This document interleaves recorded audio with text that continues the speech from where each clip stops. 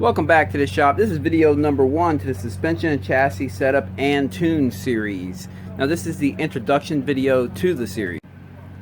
And yes, I have already made a series covering this topic. However, this is the updated version. And the first series I made was some of the first videos I ever made, and they were kind of long and winded. So I'm looking to condense this down just to the meat, the potatoes of it, as well as cover more than just the YZ250 two-stroke. This is going to cover all your bikes, your modern day motocross bikes, all the different brands and models.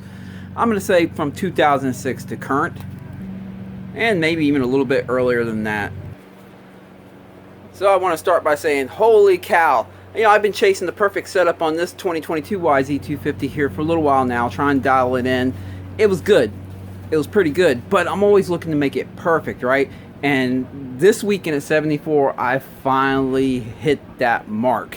And boy, what a feeling when you finally get a bike really dialed in, set for you. You can really loosen up on the bike. You can ride it quicker, safer, it's better. You'll even look better riding the bike because you'll stay more in a neutral position and not be fighting the bike as much. And that's where I got this bike this weekend, and I'm just so pumped and happy to say that. So there's two types of tuners in this world. You have the tuner that tells you, bring me your bike, give me a lot of money, I'll make it perfect for you, it's going to be good. Then you have the other type of suspension tuner that says, go out there, tune your suspension the best you can get it, and then once you get it as close as you can get it, bring it back to me with your complaints and we'll address that. The thing is, no matter how much money you dump in your suspension, getting it revalved, springs and everything like that, if you don't know how to tune it in and you don't tune in your suspension, you're never going to hit the mark completely. Yes, it may be better than stock, but it's not going to be perfect. There's a reason why you see these pro riders have their own suspension guy go around traveling with them, and they're always, you see them always, you know, making minor little adjustments to the clickers or the sag setting, fork heights, different springs, things like that. There's a reason why. It's because tuning in the bike is probably the most important thing. It doesn't matter how much money you put in trick components or changing out the pistons in your shock or putting different shim stacks in it, and it doesn't matter how much you invest in that. If you're not tuning your suspension in, you're not ever going to hit that mark completely. Now I will say we are pretty spoiled these days. These modern day bikes come out showroom floor really good. Specifically the YZs, the YZ 4-strokes and the 2-strokes. The modern day ones are really good out the box. They're not perfect, but they're a lot better than it used to be in the old days. In the old days, you had to do a lot of work to your bike to get it right. Now they're pretty close, and a lot of times just some minor adjustments here or there will get you to what you need, as long as you're within the target, you know, weight range. But they're really good. And because of that, we do have a lot of people these days just buying these bikes stock, throwing them on the track and just putting hours on them. And they work. That being said though, if you learn how to tune in your suspension, you will become a better rider. You will be more comfortable with your bike. There's more in the tank, trust me. You just have to get out there and play around a little bit, make some adjustments and see what you got. And so that's what this series is going to be doing. It's giving you the tools to be able to go out and do that. Beavis. I'm 48 years old now. I've been tuning in bikes since I was 20 years old. It really started with just me watching other riders that looked better than me, were faster than me, and I wanted to become a better rider. So I've always been a tinkerer, and I've always turned wrenches and like to figure out how things work and see how I can improve on things.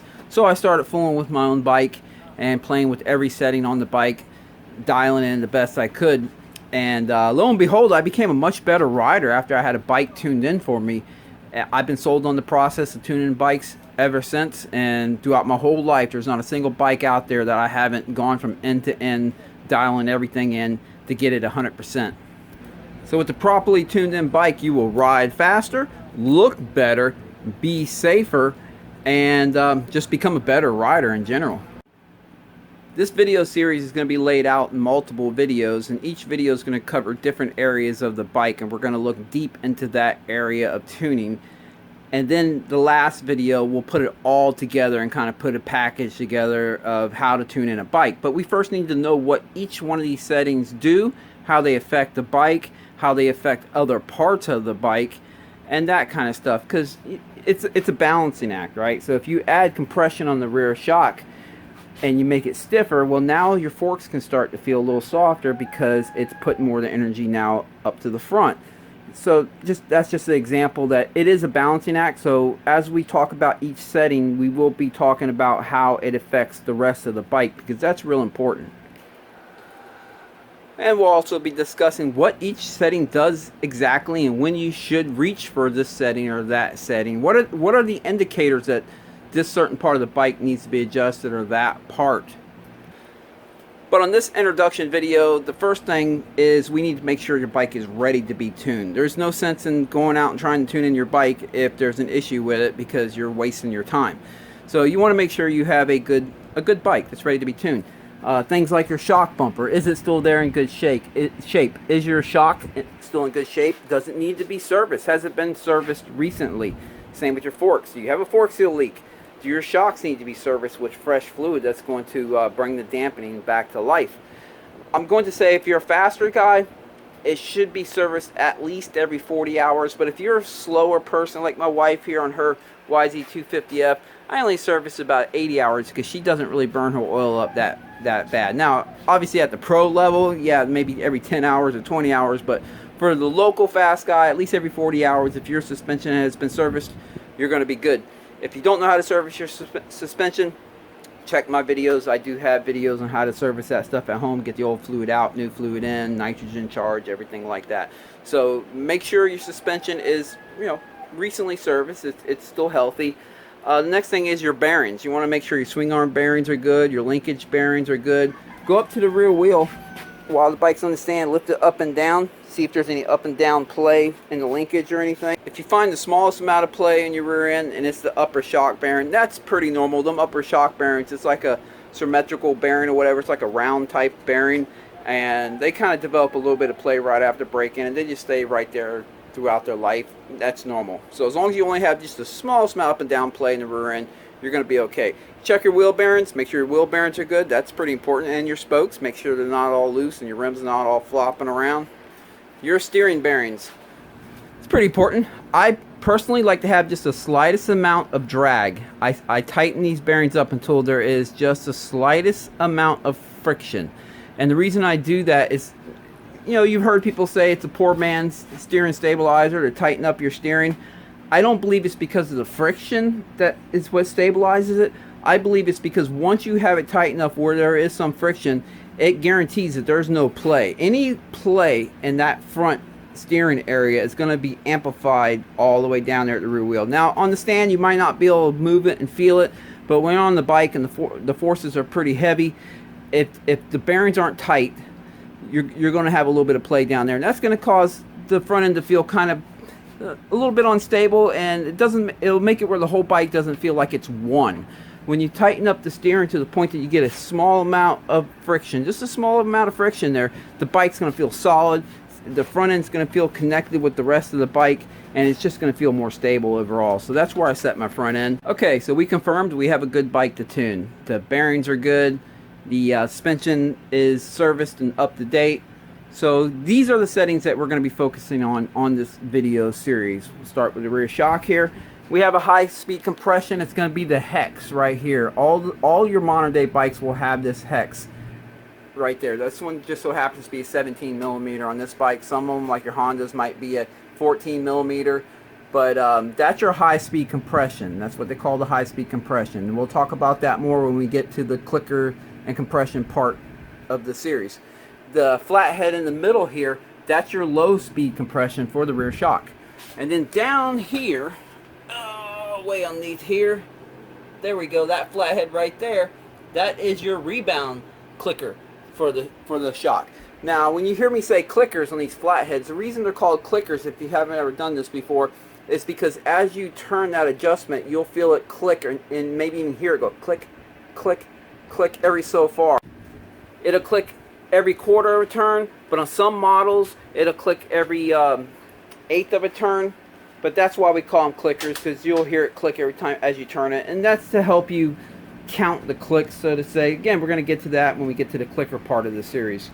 Then another adjustment we have on the rear shock here is the spring preload, which is adjusted with these spanners right here.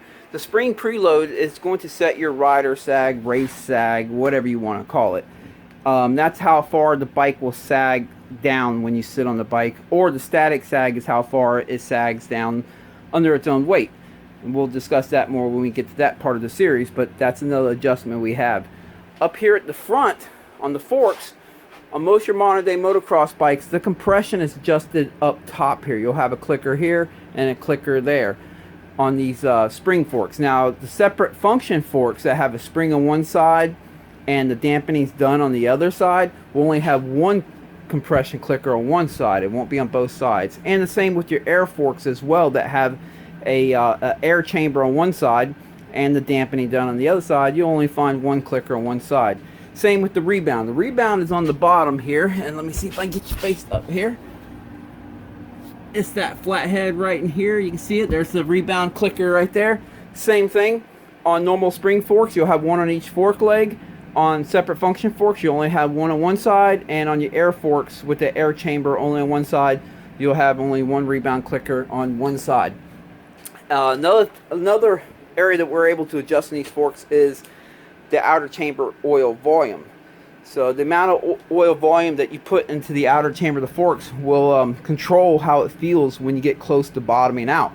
Your manual will have a range, a working range. It will have your stock oil volume setting, and then it'll have a range that you can play with to go either more oil to stiffen up the last third of the suspension travel on the forks, or a less oil volume to soften that up. So that's another area that we have to tune with on the front forks. And then we have the fork heights themselves. Sorry, the bike, I just washed it, so I got water going everywhere here. But the fork height is how far you have these forks slid up or down in the triple clamp. So you can loosen the triple clamp bolts here, slide the forks up or slide them down, and that'll essentially raise or lower the front end and change the way the bike corners, feels, steers, stability, that kind of stuff. And lastly, often overlooked, is the wheelbase. When you change your rear sprocket to a bigger sprocket or a smaller sprocket, and it'll cause you to have to run the rear wheel either more forward or more rearward, and the adjustment here that will affect your wheelbase, which also affects the handling of the bike, and we're going to discuss that too in the series. We'll also be covering the springs, front and rear, when you should go stiffer, softer, and chassis balance. I myself try to keep the suspension internals stock as long as I can. If I can tune the bike to get what I want out of it, then, and I can keep the internals stock, then that's the route that I'm going to take. Typically, when you keep the internals of the suspension stock, it's going to be more reliable, and you're going to get more life out of it before you actually have an issue. I found that revalved suspension oftentimes is not as reliable. Things go bad on it sooner. It's just better to stay with stock if you can, if you're looking for longevity. So if you can tune your bike in to get what you want with the stock valving, you're going to have a bike that's going to be more reliable, and you're going to get more hours out of it before you actually have an issue. And the good news is, most of your modern day bikes, we can achieve that without actually doing a revalve. Usually we just have to change the springs and some clicker sag settings, fork heights or whatever. We'll get it to what we want it to be. Alright, so that's the introduction. On video number 2 of this series, which will be the next video, we're going to be digging into the sag, the rear sag setting, how to adjust it, what's the best adjustment, how to find that perfect adjustment, the differences between race sag, static sag, that kind of stuff. Also, we're going to be digging into the fork height adjustment, raising the front end or lowering the front end to set the pitch to the bike, because that kind of works together with the sag if you're looking to change the pitch of the bike. And then springs, when to get stiffer springs, softer springs, and how to spring the bike for your weight. So that's going to be part 2. Stay tuned for that. So that's going to be covered in part 2. Stay tuned for that. Alright, this weekend I went and rode MX-74. Great day, as I mentioned. I found a missing piece to the puzzle on this bike, and I'll tell you what that is later on in one of the other videos. But man, I felt so good riding in the bike when I found that missing piece to the chassis setup. It was amazing, and I hope that this video series will help you find these things too. That's the plan. I'm trying to put it all out there. Questions, if you have any questions, put them down in the comment section, especially like as we get into the series, like on the SAG setting that's coming up next, if you have questions on that, put them in there and I'll do the best I can to answer them. People do read these comments and they learn from them, so it's just all part of the video process and putting this information out there. Next weekend, I will be riding Clay Gully. It's a private track, but it's going to be a good time. I hope all you guys have a great weekend of riding. Catch you in part 2 of this series. See ya.